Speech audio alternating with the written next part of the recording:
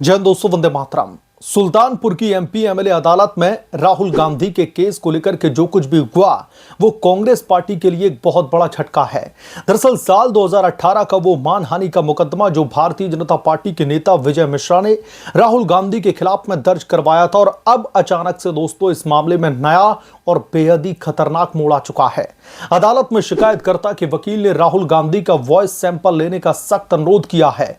Forensic lab में पहले से दाखिल सीडी से तुलना करवाने की मांग की गई है, और यह मांग दोस्तों सबसे बड़ी बात यह है कि कोर्ट की तरफ से एक्सेप्ट भी कर ली गई है। राहुल गांधी के वकीलों ने इस पर आपत्ति जरूर दर्ज करवाई, लेकिन कोर्ट ने फिलहाल मामले की सुनवाई को टाल दिया है, और अब इस मामले पर जो अगली सुनवाई होगी वो 6 अप्रैल को होगी। लेकिन दोस्तों कोर्ट में क्या कुछ हुआ ये सब कुछ हमें जानने की जरूरत है।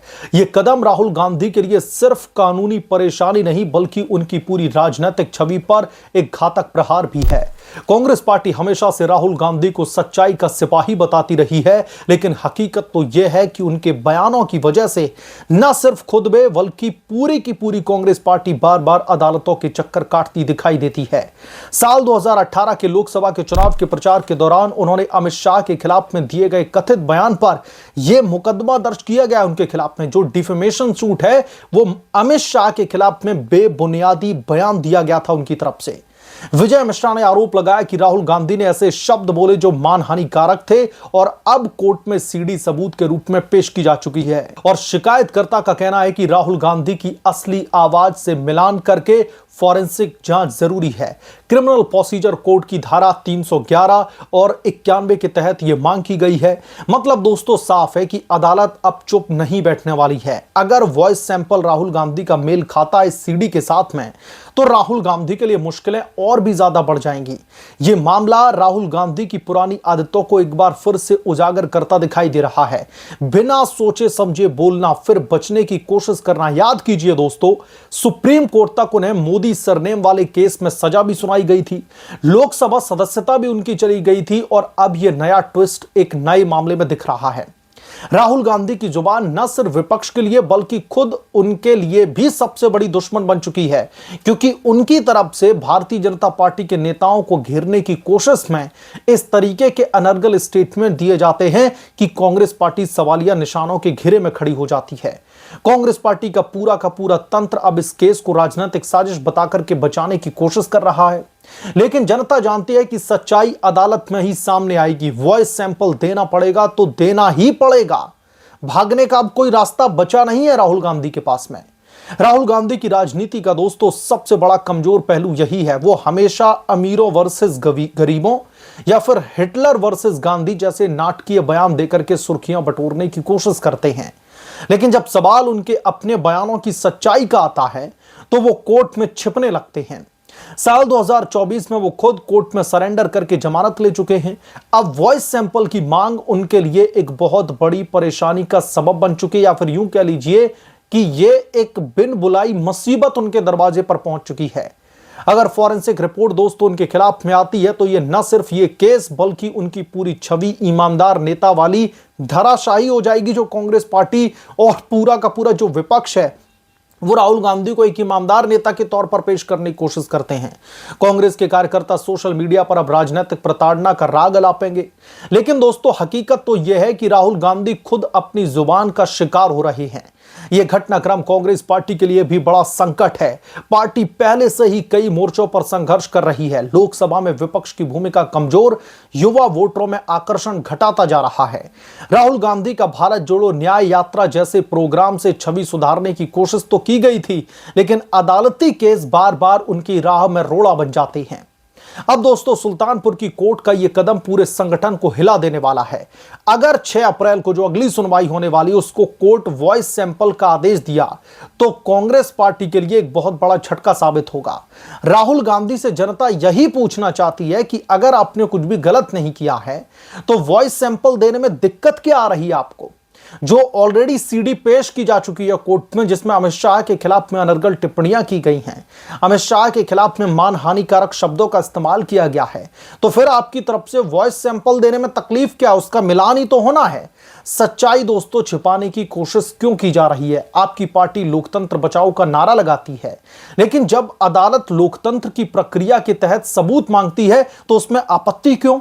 यह वक्त है कि राहुल गांधी अपनी आदत बदलें, बयानबाजी कम करें और जिम्मेदारी ज्यादा निभाएं, वरना ऐसे केस एक के बाद एक आते रहेंगे और उनकी राजनीतिक यात्रा हमेशा अदालतों के गलियारों में ही घूमती रहेगी। कांग्रेस पार्टी को दोस्तों अब समझना होगा, राहुल गांधी की एक जुबान पूरे परिवार और कांग्रेस पार्टी की छवि को नुकसान पहुंचा रही है।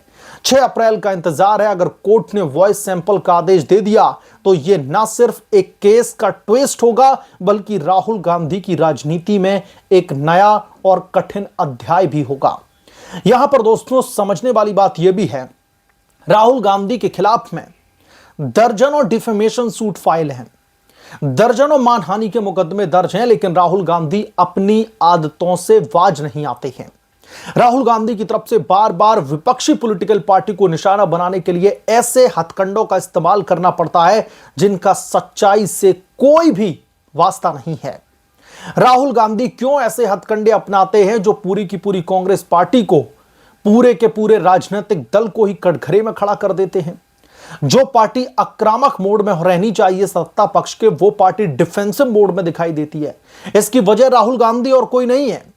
राहुल गांधी की वजह से, उनके तमाम बयानों की वजह से, जो बड़बोले बयान उनकी तरफ से दे दिए जाते हैं, उन्हीं के बयानों की वजह से पार्टी को बहुत बड़ा हर बार खामियाजा भुगतना पड़ता है। और कांग्रेस पार्टी के कई पुराने, अगर हम सीनियर लीडर से दोस्तों बात करेंगे, उनसे समझने की कोशिश करेंगे, तो हम वहां भी पाएंगे कि राहुल गांधी से जो सीनियर लीडर्स हैं, उनकी ये जो मूर्खता भरी राजनीति है, जो नासमझी वाली राजनीति है, उससे वो कितना ज्यादा परेशान है। और यही होता है हर बार। आप देख लिए मोदी के सरनेम को लेकर के केस हो, कितना बड़ा उन्होंने ब्लंडर कर दिया था। उसके बाद में we are fighting against the Indian state सीधा बोल दिया। हमारी जो है लड़ाई सीधे सीधे भारतीय स्टेट के साथ में, उस मामले पर राहुल गांधी घिर जाते हैं। उसके बाद में वीर सावरकर को लेकर के जो टिप्पणियां की गई हैं, ये किसी से छिपा नहीं है। प्रधानमंत्री मोदी को लेकर जग जाहिर है कैसे कैसे स्टेटमेंट आए हैं। उसके बाद में अमित शाह को लेकर के जो बेबुनियाद, बिना किसी मतलब के स्टेटमेंट दिए गए, वो भी जग जाहिर है। और उसी मामले में राहुल गांधी बार बार घिरते और फंसते दिखाई दे रहे हैं। अब कोर्ट की तरफ से वॉइस सैंपल का जो दोस्तों आदेश आएगा, उस आदेश से आप समझ लीजिए कि कांग्रेस पार्टी की और खासतौर पर गांधी परिवार की नींव हिलने वाली है। क्योंकि उस डिफेमेशन सूट में राहुल गांधी को सरेआम माफी भी मांगनी पड़ सकती है। अगर वो वॉइस सैंपल उनका मैच हो जाता है उस सीडी से जिस मामले में उनके खिलाफ में ये मामला दर्ज किया गया है, तो यकीनन तौर पर इस मुकदमे में पूरी की पूरी कांग्रेस पार्टी कटघरे में खड़ी हो जाएगी। और राहुल गांधी जो ये कहते हैं कि कुछ भी हो जाए वो माफी नहीं मांगेंगे, अगर राहुल गांधी ने अपनी इसी हट पर वो अड़े रहे तो सलाखों के पीछे भी जा सकते हैं। और अगर इस केस से राहुल गांधी ने कोई सबक नहीं लिया और फिर भी टीका टिप्पणी कर ली, तो ये कोई सुल्तानपुर की एमपी एमएलए कोर्ट में राहुल गांधी के खिलाफ कोई पहला मामला नहीं है। लखनऊ की कोर्ट हो, दिल्ली की कोर्ट हो, आप कोर्ट उंगलियों पर गिनिए, वहां पर राहुल गांधी के खिलाफ में मामला दर्ज है। तो कुल मिलाकर के राहुल गांधी का जो सुल्तानपुर में जो मामला चल रहा है मानहानि का, अमित शाह के खिलाफ में अनर्गल बयानबाजी को लेकर के, मानहानिकारक शब्दों का इस्तेमाल करने को लेकर जो मामला दर्ज है, इसमें यह एक बहुत बड़ा और निर्णायक अपडेट है कि अब राहुल गांधी का वॉइस सैंपल उस सीडी से मैच किया जाएगा। और जब वो वॉइस सैंपल राहुल गांधी का उस सीडी से मैच करेगा, तो फिर राहुल गांधी के खिलाफ में गंभीर धाराओं के तहत मामला दर्ज किया जाएगा और बड़ी परेशानी में कांग्रेस पार्टी पड़ सकती है। बहरहाल आप क्या सोचते हैं इसके बारे में, आपकी क्या राय है? जो भी आपकी राय है हमें कमेंट सेक्शन में जरूर लिख करके बताइएगा। जल्द मिलूंगा किस दूसरे बड़े अपडेट के साथ में, तब तक के लिए धन्यवाद। अगर आप लोग चैनल पर आए हैं तो प्लीज चैनल को सब्सक्राइब करें, साइड बने बेल आइकन को जरूर प्रेस करें, ताकि जब भी मैं कोई बड़ी खबर लेकर के आऊं तो इसकी जानकारी सबसे पहले आपको मिले।